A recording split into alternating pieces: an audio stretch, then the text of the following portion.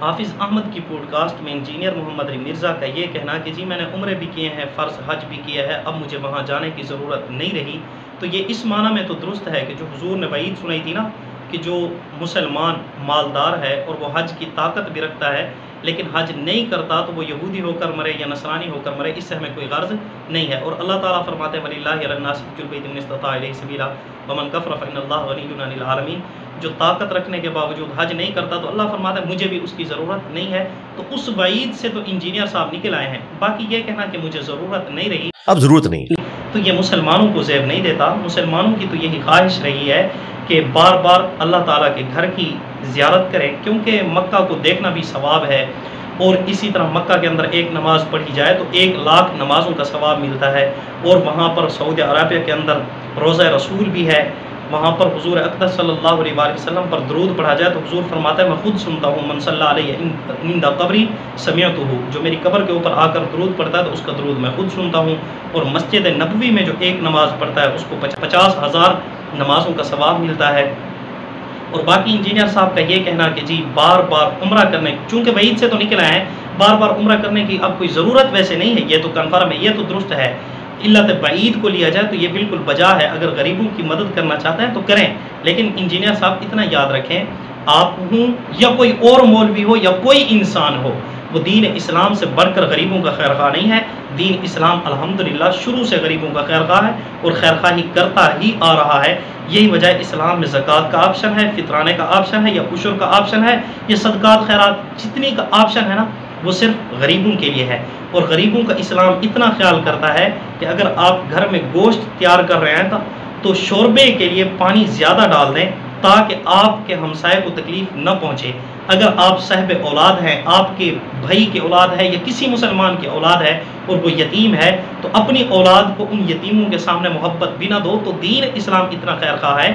دین اسلام سے بڑھ کر کوئی خیر خواہ نہیں ہے۔ عمرہ کرنے پر تو ثواب مل رہا ہے، باقی یونیورسٹی کے اندر جو تعلیم حاصل کر رہے ہیں، آپ نے کہا ہے کہ جی ان کی سپورٹ کی جائے، آج کل وسائل ہے نہیں، تو ان کو اعلیٰ تعلیم دلا کر ان کو کیا ہے اونچی سطح کے اوپر لے کر آیا جائے، کسی غریب بچے یا بچی کی یونیورسٹی کا خرچہ اٹھاؤ، تو یہ آپ کا ٹھیک ہے، درد دل ہے، اچھی بات ہے، ہونا چاہیے، آپ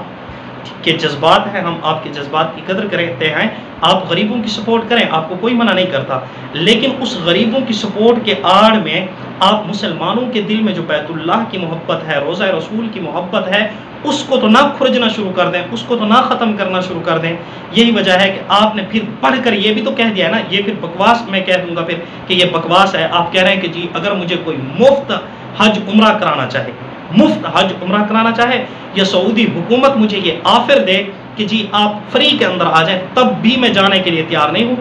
مجھے کوئی مفت بھی لے جائے، سعودی حکومت بھی آفر کرے، تب بھی میں نہیں جاؤں گا، اب ضرورت نہیں۔ تو اس بات کا جو مطلب ہے وہ ہمیں سمجھ نہیں آتا، یہ آپ یا تو خود اقرار کریں کہ یہ آپ سے یا تسلسل روانگی کی وجہ سے غلط بات نکل گئی ہے، نہیں تو پھر ہم تو یہی سمجھیں گے کہ آپ نے جو پہلے بھی حج کیا ہے اس کی بھی ضرورت نہیں تھی، آپ کو نہیں کرنا چاہیے تھا، اس لیے کہ آپ نے پھر وہ جو حج کیا ہے اسی لیے حج کیا ہے تاکہ لوگ یہ نہ کہیں کہ آپ نے تو بیت اللہ کا حج ہی نہیں کیا، آپ نے روضہ رسول پر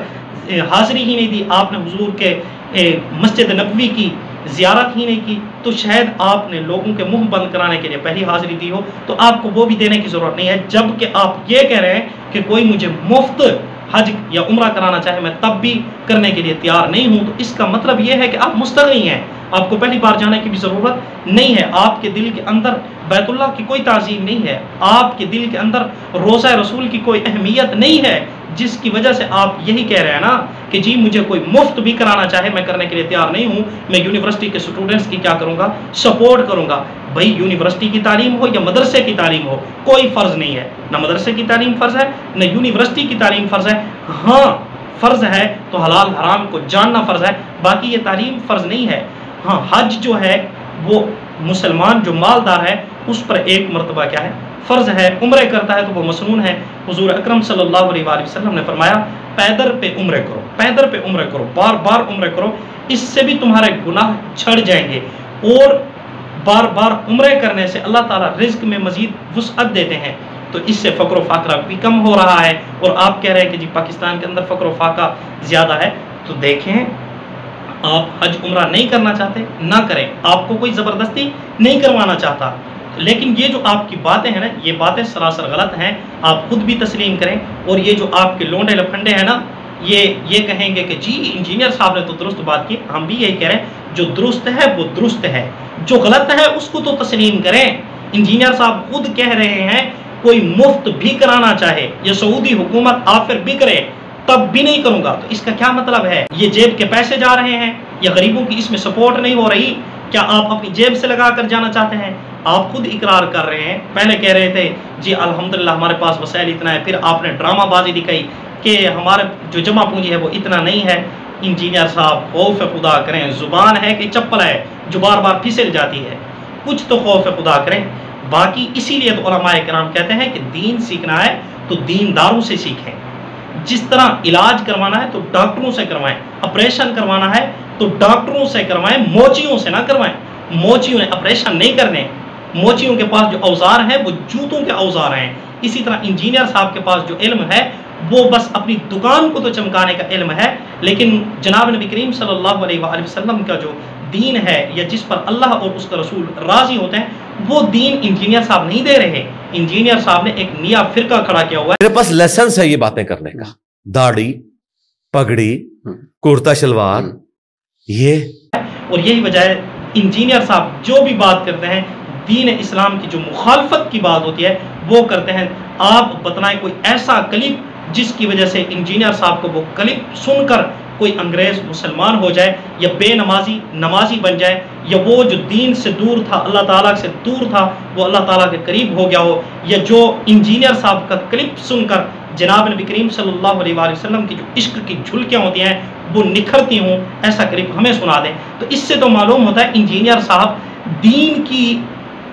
تعلیمات نہیں دے رہے بلکہ دین سے دور کر رہے ہیں. دین سے دور نہ کر رہے ہوتے تو یہ کبھی بھی نہ کہتے کہ جی بار بار عمرہ کرنے کی بجائے غریبوں کا خیال کرنا چاہیے. باقی یہ کہنا کہ جی مفت کے اندر بھی کوئی اگر حج کروانا چاہے، عمرہ کرانا چاہے، میں تب بھی نہیں کروں گا، تو اس کا کیا مطلب ہے؟ اس کا مطلب ہے کہ اس جگہ سے نفرت کرتا ہے. تبھی تو نے بیوی کو کہا ہے کہ میں دوبارہ اس جگہ پر نہیں ہوں گا. اور میں نے کعبے میں اس سے عہد لیا تھا کہ اب ہم نے واپس نہیں ادھر آنا. یہ تو ویسے ہو گئی جس طرح ایک عورت وہاں پر حج کرنے کے لیے گئی تو اس نے جب بیت اللہ کو دیکھا اس نے کہا میرا تو گھر اس بیت اللہ سے بھی خوبصورت ہے. اللہ تعالیٰ نے وہیں پر اس پر لعنت بھیجی اور اس کو وہیں پر واپس بھیج دیا، تو اللہ تعالیٰ نے اس کو محروم کر دیا. تو یہ بدبختی ہے. اگر آپ بدبختی میں مبتلا ہو چکے ہیں، اگر آپ بدبخت ہیں، تو کم از کم مسلمانوں کو تو اس بدبختی کی طرف نہ دھکیلیں. مسلمانوں کے دلوں کے اندر جو بیت اللہ کی تعظیم ہے، بیت اللہ کا احترام ہے، اور اسی طرح روزہ رسول کا جو احترام ہے وہ تو مسلمانوں کے دلوں سے نہ نکالیں.